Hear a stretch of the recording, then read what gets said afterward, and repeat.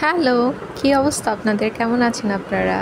শুরুতেই দেখতে পাচ্ছেন একটা স্মুদি বানিয়েছি। হ্যাঁ, স্মুদিটা বানিয়েছি হচ্ছে আপনার ড্রাগন অ্যান্ড হচ্ছে বানানা, সাথে গ্রেপ ছিল, মধু অ্যাড করেছি আর হচ্ছে আপনার লিকুইড দুধ।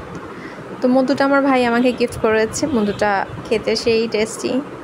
তো চলেন দেখা যাক কী করলাম। স্মুদি বানালাম, সাথে হচ্ছে ড্রাগন ফ্রুটস দিয়ে কেক বানালাম, ওটাই আজকে আপনাদের সাথে শেয়ার করছি। তো আমি ব্লেন্ডারের জারে হচ্ছে সব কিছু একে একে করে দিয়ে দিচ্ছি। আপনারাও যারা এমনিতে ফ্রুটস খেতে চায় না, অনেকেই, আমার হাজব্যান্ডও ফ্রুটস খেতে চায় না, কিন্তু ওকে এইভাবে স্মুদি বানায় দিলে ও খায়।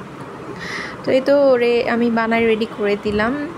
এখন হচ্ছে আমি যতটুকু পরিমাণে স্মুদি বানিয়েছিলাম ওইটা অনেক বেশি ছিল পরিমাণে, ওটাকে আমি ফেলে দিব। তো ওটার সাথে হচ্ছে চালের গুঁড়া আর হচ্ছে ডিম আর হচ্ছে সুগার অ্যাড করে স্মুদিটা ঢেলে দিলাম, সাথে অয়েল দিয়েছিলাম বা বাটার, আপনারা যেটাই দেন না কেন। আর দেখেন কি সুন্দর একটা ডিজাইন আমি করেছিলাম, উপরে ওভেনেও দিয়েছিলাম, বাট আমার একটা ভুলের জন্য আমি ওইটা ঢেকে দিয়েছিলাম।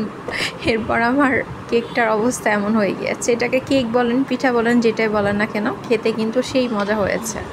তো ওদিকে দেখেন রিয়াকশন সাফওয়ান বাবু।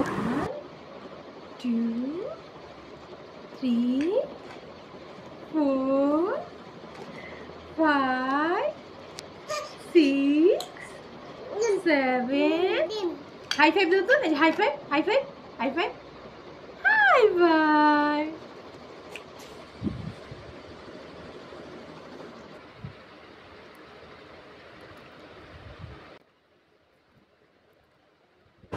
সাফওয়ান বাবুর রিয়াকশন তো দেখতেই পাচ্ছেন। ও এই টাইপের কেকস খেতে অনেক পছন্দ করে। ও খুবই একটু অন্যরকম বাচ্চা। তো বাচ্চাটা মাশাআল্লাহ খুব আগ্রহ নিয়ে খাচ্ছিল, ওর কাছে বেশ মজাই লেগেছে।